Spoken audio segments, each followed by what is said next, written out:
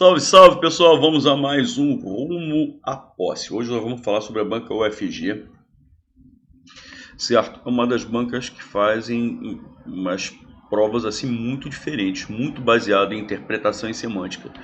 E isso que eu gostaria de chamar a atenção de vocês. As questões de interpretação de texto nem são tão difíceis.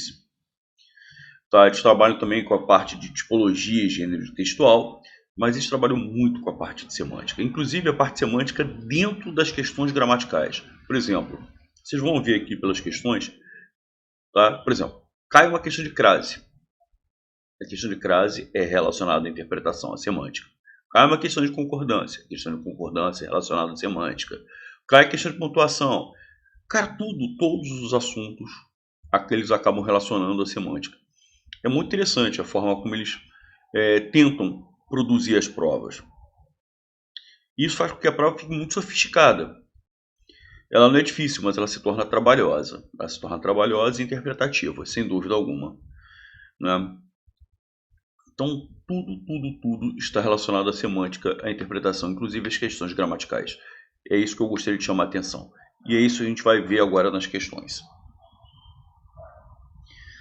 Tá legal? Questão, né, de interpretação de textos. As questões de interpretação são muito interessantes porque elas envolvem até figuras, fotografias. Porque geralmente as questões trabalham muito as charges, né? As bancas trabalham muito charges, quadrinhos. Mas essa, além de trabalhar charges, quadrinhos, trabalha também fotografias, imagens. E aí pede para interpretar. Essa fotografia aqui, por exemplo, ela foi tirada, certo? Não foi em 2018, isso aqui é lá em 89, quando foi derrubado o Muro de Berlim. O acesso se deu em 2018, enfim. Mas isso aqui é já bastante antigo, né? De mais de 30 anos. E é justamente o momento em que houve a derrubada do Muro de Berlim, a queda do Muro de Berlim, né? Um muro que dividia uma cidade alemã em duas partes. Né? Na realidade, dividia a Alemanha Ocidental e a Alemanha Oriental. Né? E esse Muro de Berlim, na realidade, dividiu não só o país, a Alemanha, como também a cidade de Berlim, porque ela ficava no meio de Berlim. Então, Berlim era tanto a Alemanha Oriental quanto a Alemanha Ocidental. Né? E, enfim, é muito interessante a questão. E, né, eu estive em Berlim, é muito legal, muito representativo entender o que significa. Então, é um momento de vitória do povo. Eram pessoas, famílias que estavam divididas, que não podiam passar de um lado para o outro, que ficaram sem se ver por décadas. Então, essa fotografia aí demonstra a alegria das pessoas de essa barreira ter sido transposta. Então, isso foi uma grande festa na Alemanha, a transpor, né, a derrubada do Muro de Berlim. Então, aí, na realidade, todos saíram vitoriosos. Então, você vê a juventude em cima do muro, a festa.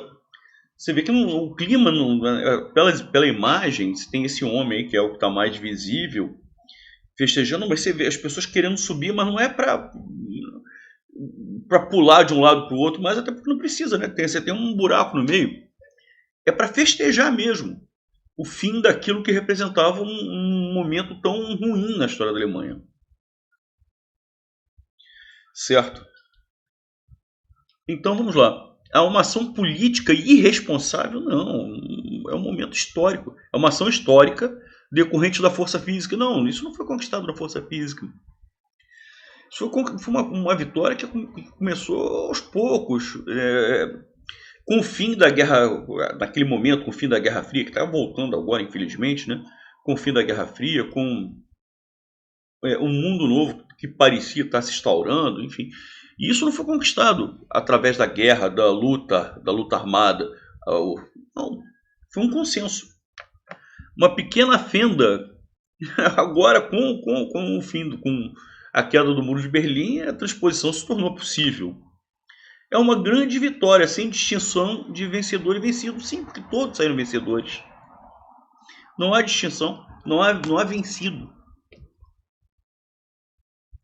Muito legal a questão, muito bem feito. Bom, vamos lá. Questão número 2. Questão de crase, mas vocês vejam, é uma questão de crase que está extremamente relacionada à interpretação, à semântica. Da opressão feudal à guerra franco-prussiana, da invasão sueca à ascensão de Hitler, da vitória dos russos sobre o nazismo à implantação do comunismo alemão oriental, certamente essa questão aqui foi da mesma questão anterior. O emprego da crase está relacionado a que tipo de delimitação? Olha lá, da opressão feudal é um fato histórico. A guerra franco-prussiana, outro elemento histórico. O que é da? É preposição de mais o artigo a. E o que é a? Né? O a com crase. O a com crase é a soma da preposição a com o artigo a. Então esse aqui é o limite mínimo. Mínimo. E esse aqui, demarcado pela preposição a, é o limite máximo. Certo? Então essas preposições estão fazendo uma delimitação, mas de elementos o quê? De caráter histórico. Opressão feudal, guerra. Da invasão sueca à ascensão do Hitler. Então, isso tem um fato histórico, que é a invasão sueca. Tem outro fato histórico, que é a ascensão do Hitler. Da vitória dos russos sobre o nazismo, então, um elemento histórico, visão dos russos sobre o nazismo, a implantação do comunismo alemão oriental. Então, essa sequência de limite mínimo e limite máximo, com preposição de e com preposição a, e como nos três casos, depois da preposição a, eu tenho elementos femininos, guerra é feminino, certo? Ascensão é feminino, implantação é feminino, então eu tenho a preposição a e o artigo a de a guerra, preposição a e o artigo a de a ascensão, preposição a e o artigo a de a implantação. Então, na realidade, a crase está relacionada a uma delimitação de caráter histórico, os fatos históricos. Questão número 3. A questão número 3 é uma questão de concordância, certo? É uma questão de concordância. E como aquilo que eu falei, eles estão querendo saber o seguinte, olha lá, a locução verbal foi feito, presente no antepenúltimo parágrafo, apresenta-se no singular por quê? Então, na realidade, por que é um singular e por que é masculino até, né? Feito, que está no particípio masculino. Ele está concordando com que elemento? Legal? Ele está concordando claramente com esse discurso. Esse discurso só foi feito. Se eu passasse esse discurso para o plural, esses discursos só foram feitos para destruir você. Então, na realidade, olha lá como é que você tem que interpretar essa forma verbal, essa locução, que inclusive ela é formadora de voz passiva. Ela se apresenta no singular e com o verbo no particípio masculino em face de sua concordância com esse discurso. Por isso que a resposta é letra C. Se o termo esse discurso estivesse no plural, estaria no plural. Esses discursos só foram feitos. Se fosse feminino, essa fala só foi feita. E assim vai. Então você vê, até mesmo a questão de concordância, né, a concordância verbal, ela tem a preocupação, olha, você entendeu que foi feito assumir a forma masculina e singular, essa forma singular que está concordando com esse discurso? Você interpretou corretamente? É isso que me interessa. Questão número 4, outra questão de concordância. Agora a concordância nominal. Muito interessante. E mesma coisa, levando para o lado da semântica, da interpretação. No enunciado, que é esse aqui, Serra do Mar é um dos maiores em volume de água da América Latina. A concordância nominal em destaque se justifica por quê? Serra do Mar, então olha lá, é um dos maiores. Só que na realidade, esse fragmento aqui, Serra Maior, isso aqui é um subtítulo que vem logo depois do título. O título era esse aqui.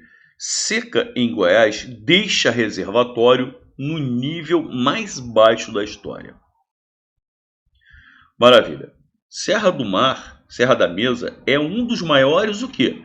Partindo desse título. Seca em Goiás deixa reservatório no nível mais baixo da história. Serra da Mesa é um dos maiores o quê?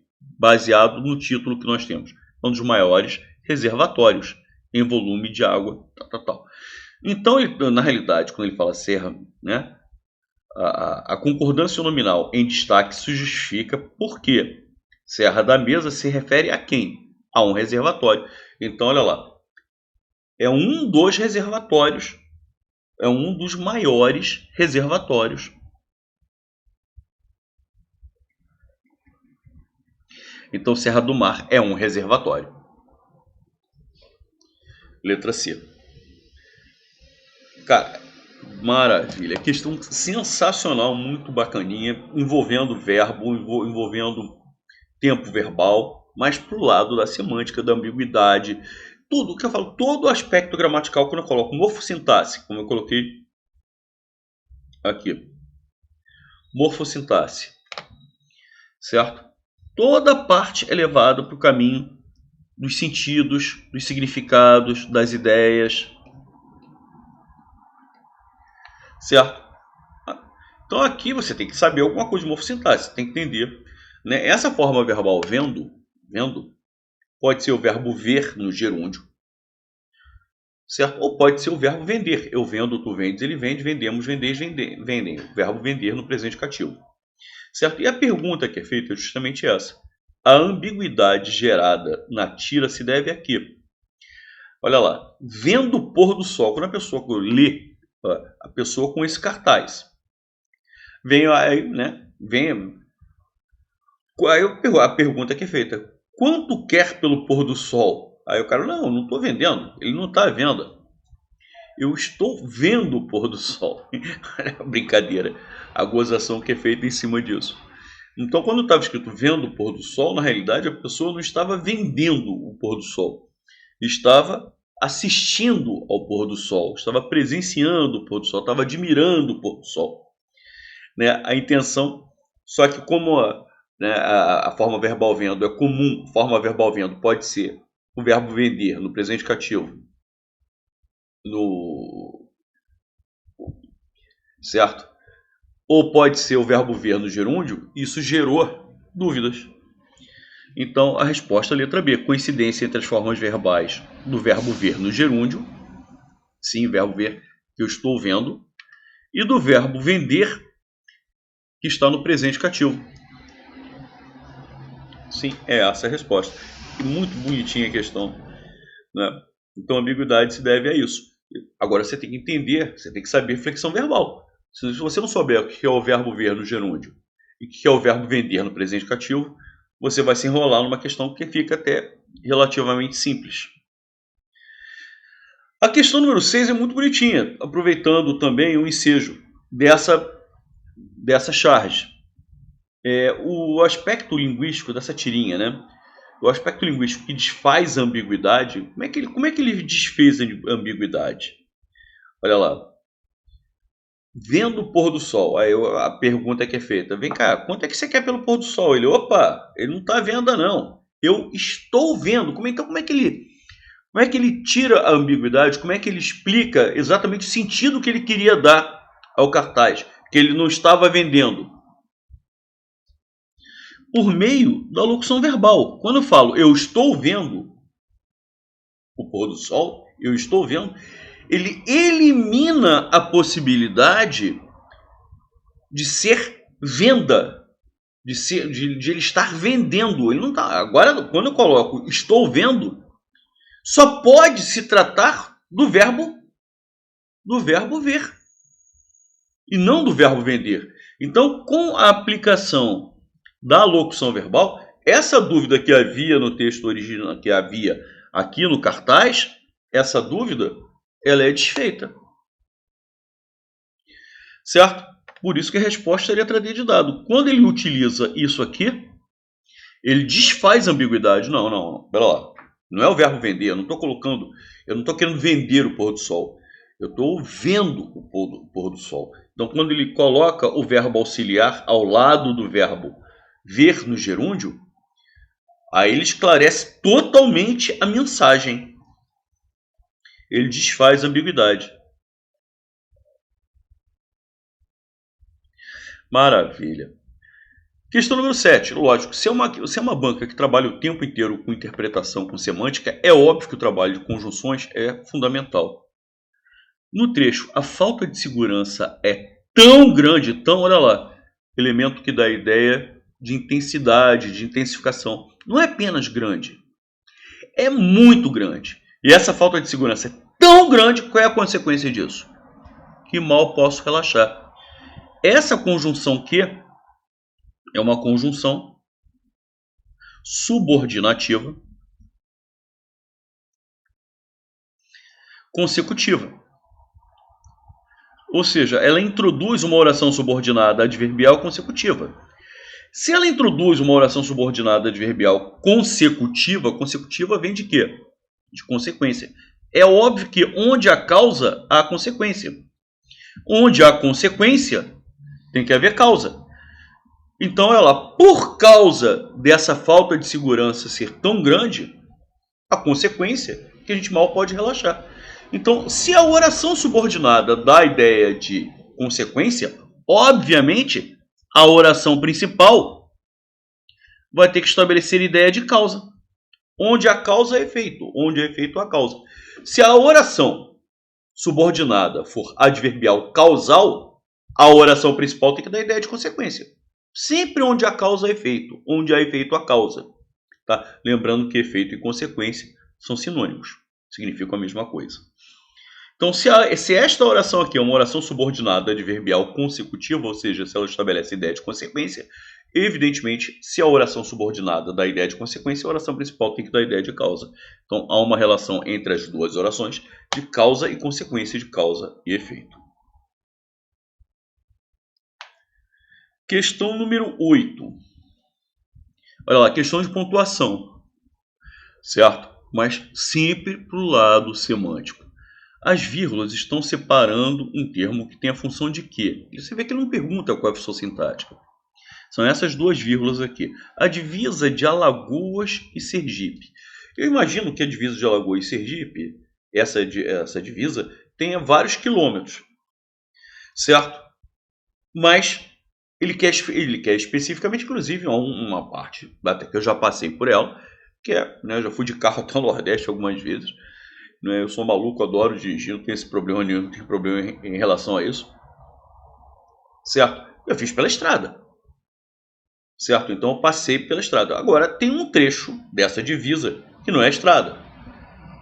Tem um trecho dessa divisa que é cumprida pelo rio. Certo? Então, então essa divisa, que é enorme, que abrange não sei quantos quilômetros, um fragmento é do rio. E ele quer falar especificamente sobre, não a extensão inteira da divisa, mas sobre um trecho dessa divisa específico, que é a foz do Rio São Francisco. Então, olha lá. Então, ele não está apenas falando sobre a divisa, que tem não sei quantos quilômetros, não. Está falando sobre uma parte dessa divisa, um trecho dessa divisa.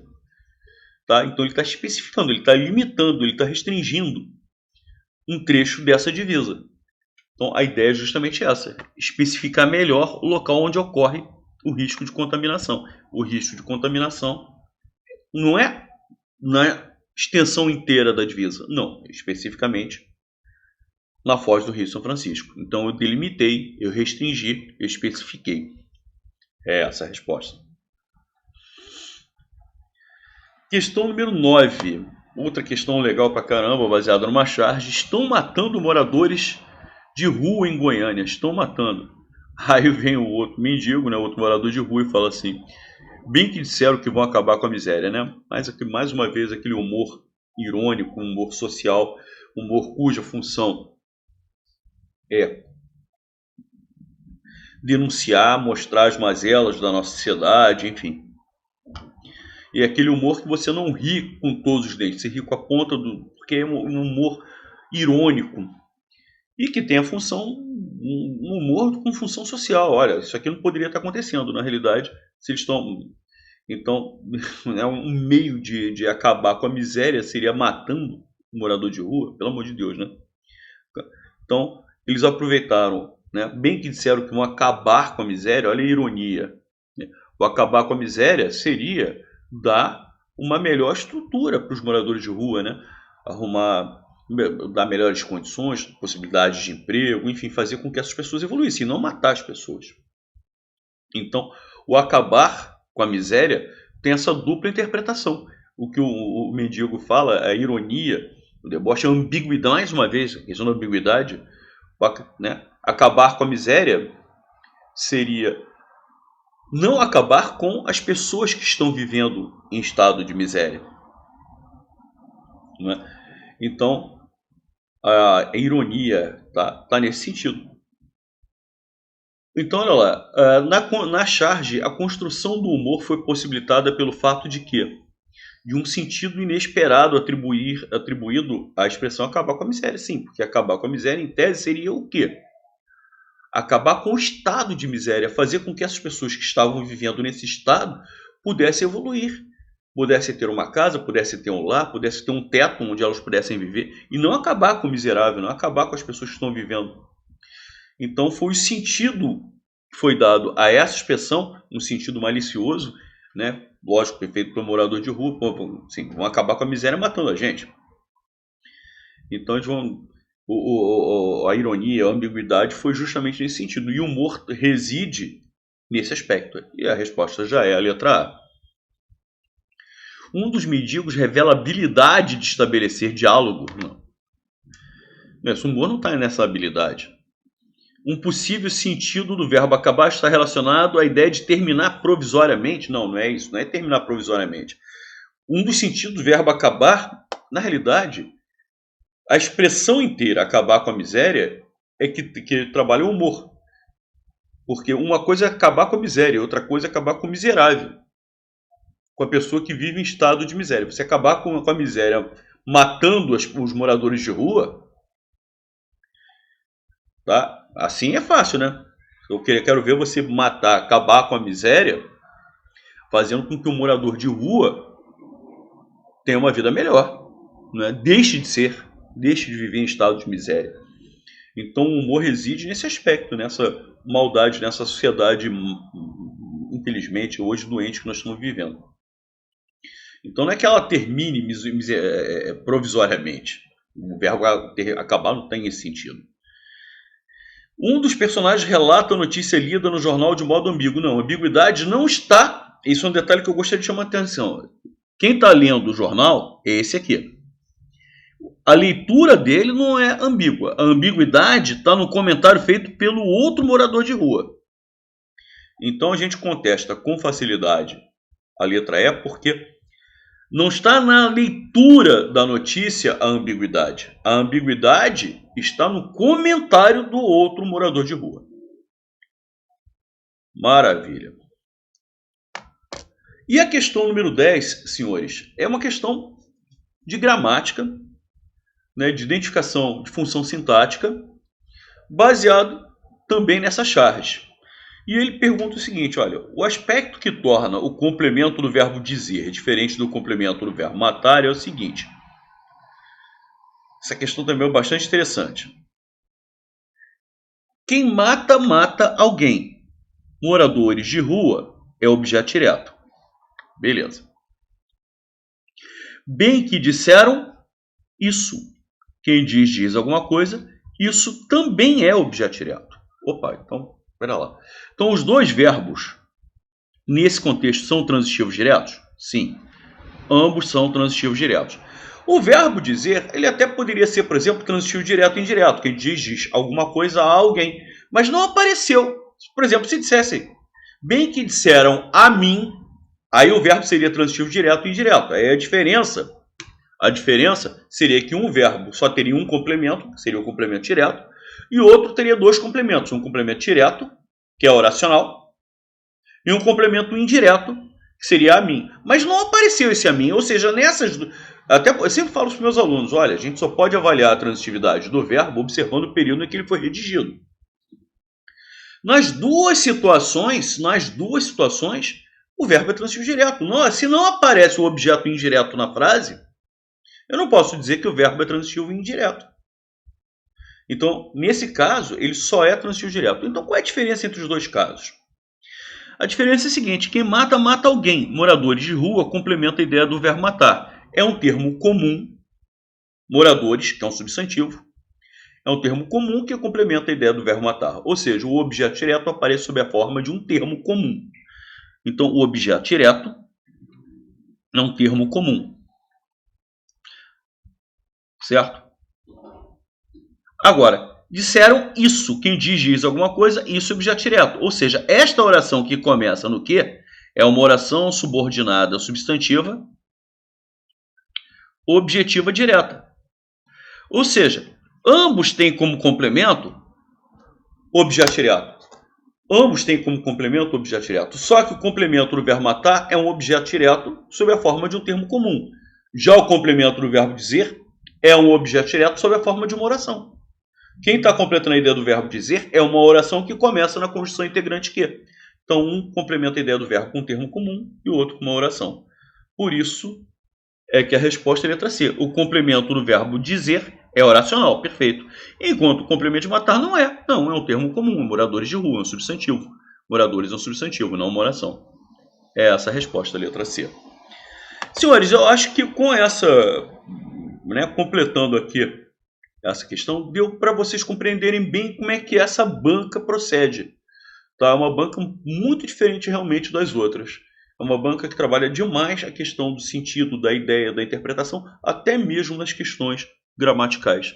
É uma banca que eu recomendaria. Se você tiver que fazer concurso, em que a banca escolhida é essa aqui, eu faria muitas provas anteriores. Essa aqui requer realmente um trabalho muito efetivo com provas anteriores dessa banca, para vocês se adaptarem, para vocês se habituarem ao estilo de cobrança dela, já que é uma banca que trabalha de uma forma muito, muito diferente das demais.